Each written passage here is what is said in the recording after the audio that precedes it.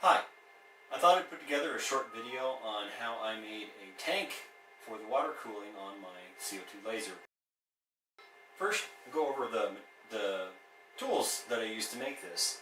For starters, I have a step drill that is up to 3/4 of an inch. I needed a 9/16 inch hole. I used a center drill, although this is optional. I used it for starting the hole. It tends not to wander as bad as a regular full-size drill, especially on something slippery like plastic. Of course, my drill.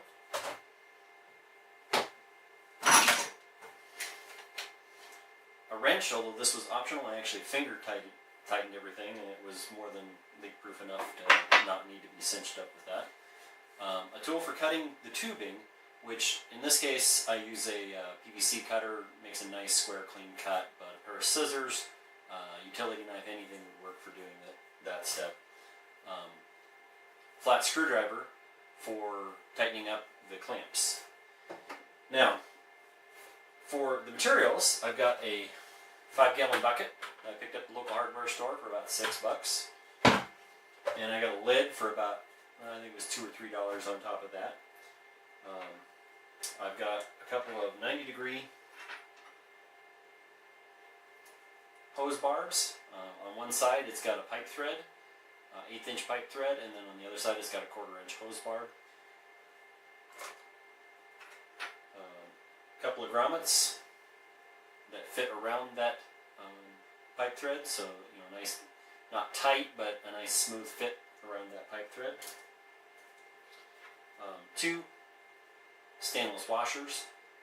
These were for giving a good clamping surface. 2 brass 1/8 inch couplers. These are going to be essentially the nut on the back side that cinches everything up. 2 worm drive hose clamps for cinching down the tubing. And then I've got some 5/16 inch, which is kind of funny because it's a 1/4 inch barb, but it fits perfectly on this. So 5/16 inch by 7/16 inch clear tubing. This was just left over from my extension pipes from the pump to the silicone tubes coming out of the laser. So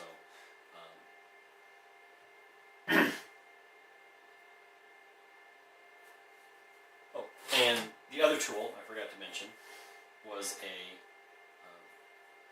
long ruler here. I have a 24-inch ruler that fits in the bottom of my tank. So the first thing I did is I took this and measured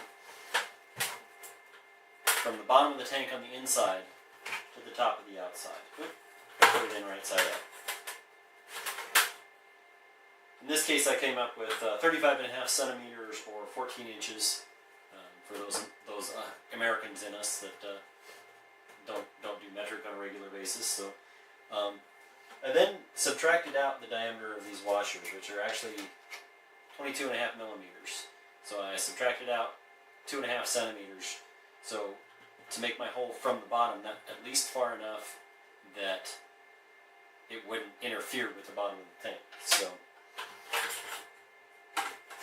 I take this and I've got my 35.5, take my 2 centimeters back, and I just took a marker, another tool I forgot to mention. So I subtracted out the 2.5 millimeters from my 35.5 millimeter measurement, came up with 32 millimeters.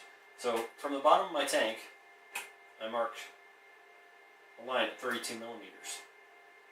And then from the top edge of my tank here, because you can see there's a little rim here, and then I didn't want to go through any of these little ridges and stuff because I want my lid to be able to snap on good. So I came underneath this, and I measured down 2.5 centimeters. And put a mark there. Actually, I came down 2 centimeters and put a mark there to make sure that, again, make sure my washer is going to clear everything. I'm not going to run into anything. Although on the inside of the tank, I don't have anything to run into, so I could actually bring it right up close to the edge without a problem. At that point, I took and got my square or my ruler here, and I made sure it was nice and straight down the side of the tank. Actually used the rim up under here to level my ruler out. Now this isn't perfect, it's not 100% square, but it suffices for what I'm trying to do here. Once I had that line nice and square, I marked on both of my lines up here to create a little crosshair. And those little crosshairs, I take my drill, and I already did this part, I apologize. I take my center drill and I marked or poked the hole, and then once I did that, I took my step drill, which I've marked on the step right above where I want to stop, so that I don't wipe out my marking when I drill the holes. So I wanted to stop at 9/16 based on the grommets that I had, and use those to drill the holes. So then I have 2 holes through my tank on either spot right here. So then I take my grommet and I fit them into these holes. And it will be tight. You have to work at it a little bit, kind of work your way around. And then on the inside, although I'm sure you can't see this, gotta make sure that the whole rim is all the way up on the inside so it's nice and clean, a nice clean fit.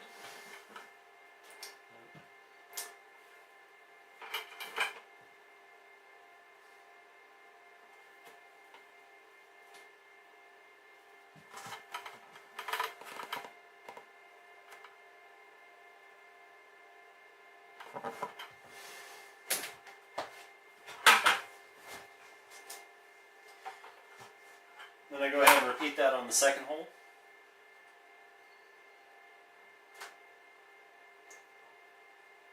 Again, making sure, sorry, it's a little out of frame here. Making sure that these edges are all nice and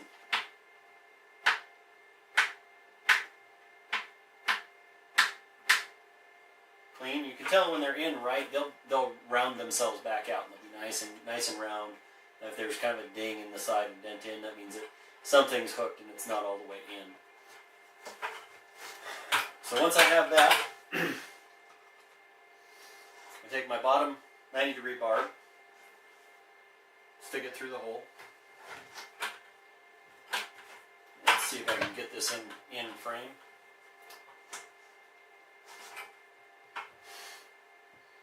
Always a challenge to make it so it's visible to what people are visible to the people in the video here.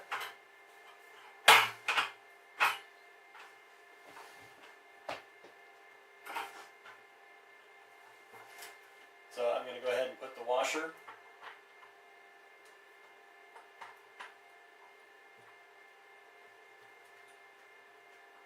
and the coupler on that hose bar. Make sure I get it all right. Don't cross thread it like I just did.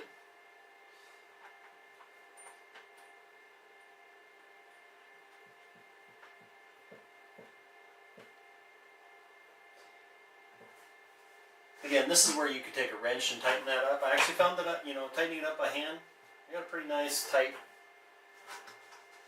clamp without a problem. We'll make sure that we'll check this for leaks before we put this into service. Now the next thing I did, I take the other 90-degree hose bar. Actually, I take that back.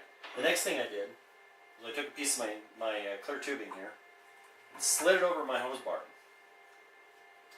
And then I take my other 90-degree hose bar and drop it in its hole. Find the end of where this clear tubing is going to go, and I've got a nice straight shot. And I'll just go ahead and hold that with my finger. We're not talking precision measurement here. Take my fancy PVC cutter and just go ahead and trim that pipe off to the right length. So now I've got the right length on here. We're going to go ahead and slip on our 2 hose clamps now, just to make sure that they're on the pipe before we do this. And we'll push this together.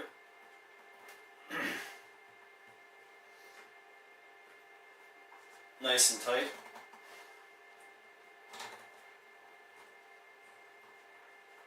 Making sure that it's good and tight, so it's nice and straight when it's connected, but you don't want it to be pulling the hose barbs out either. You don't want a twisting stress on them. Then we go ahead and take our other stainless washer.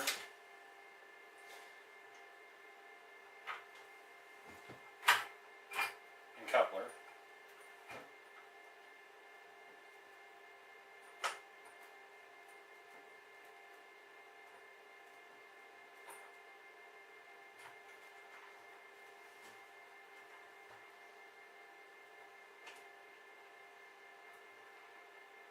And go ahead and tighten that down. And again, the washer is just there to give the coupler something to bite against, so it's got a good something to seal against for the water, to prevent water from passing through.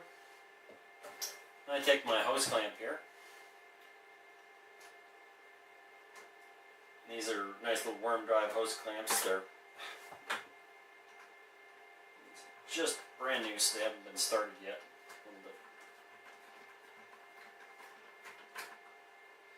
And I'm going to go ahead and roll this around and put the screw on the underside so it's out of the way and not going to hook on things. And just go ahead and tighten that up. Nice and tight.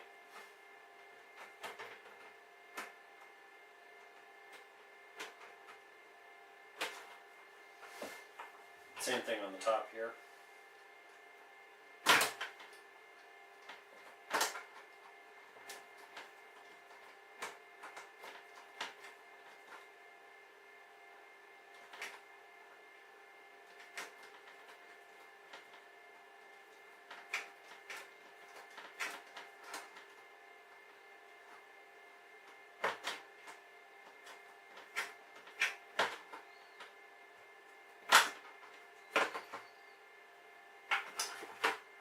So now what we've done is we've added this little sight tube on the outside, because once this is underneath my table and I've got my lid on it, it's going to be really hard to see what the water level is, and you don't want to run out of water while you're lasing, and you don't want, you just don't want to run your laser without water unless you really want to spend $200 on a new tube for your $300 laser. So the next step I'm going to do is I'm going to take this down into a place that's safe for water, a bathtub, sink, whatever. And I'm going to fill this all the way up to the top, put 5 gallons of water in this bucket.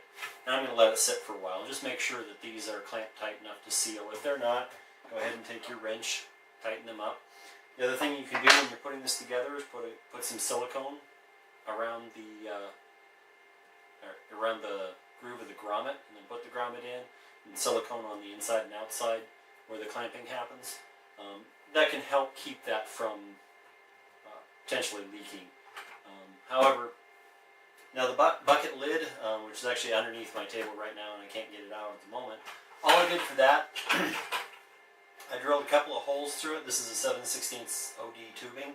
So I drilled, excuse me, 2 7/16 holes for the tubing, and then I took another pair of holes side by side, just big enough to allow the plug to slip through there. So I could drop the pump in the tank, bring the plug up through the lid, bring the hoses up through the lid. And the reason for that is that it helps with evaporation, because putting distilled water in this, distilled water, not expensive, but 88 cents a gallon at your local Walmart, you don't want to just throw it away, and so you want to make sure that you don't lose it. The other thing too is to keep contaminants out of your tank as much as possible. You don't want to be pumping cat hair or dog hair or, lizard scales, whatever your pet of choice is, dust, dirt, debris. You don't want that getting in your tank, so you want to cover this as much as possible. If you really want to, you could go crazy and put grommets around the hoses going into the tank. You can also,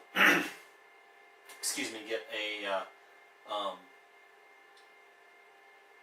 electrical weather-tight conduit strain relief to put through the lid of the tank for your electrical cord, so you can run, put the cord through it, clamp it down, and then you've theoretically got a completely sealed tank.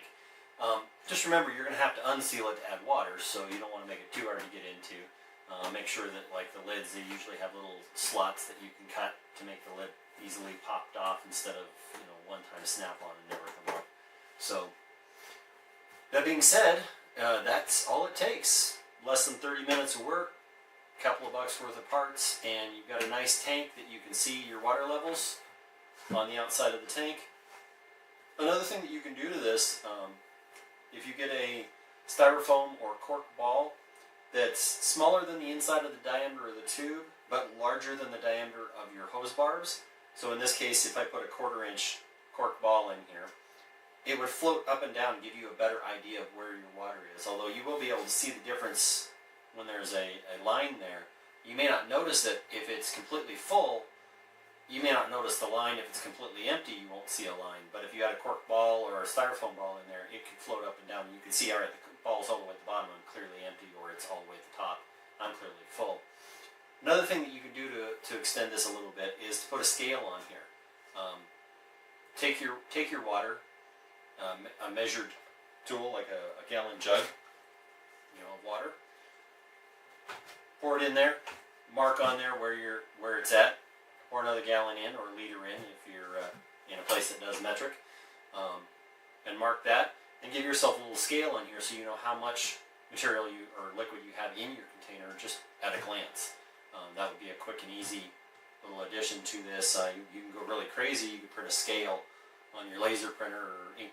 Probably laser printer would be better. An inkjet tends to bleed if it gets wet. So put a scale behind there. Figure out how far apart each measurement is, and then print a precision scale behind it. Precision in this case really isn't necessary. We just want to know that we have water in our tank that is high enough that our pump isn't going to suck dry and not pump liquids. This is just one line of defense. My next line of defense will be a flow meter using an Arduino to verify that it is actually pumping water, not just passing nothing. Thank you for your attention. I appreciate your interest. Please like and subscribe. Comment below with additional projects that you might want to see me try or do on the laser. I haven't done any actual lasing projects on camera yet, but I can do that. I can do some experiments with those, different add-ons and tricks to the machine. I have made a modification to my machine. I didn't film it, however, it wasn't exciting, and just some leg extensions to get it up a little bit off the table. There is a disadvantage to that, which is it tends to shake a little bit more now that it's a little bit higher. So I don't know, I may lower it back down. So comment below with anything you'd like to see me try out.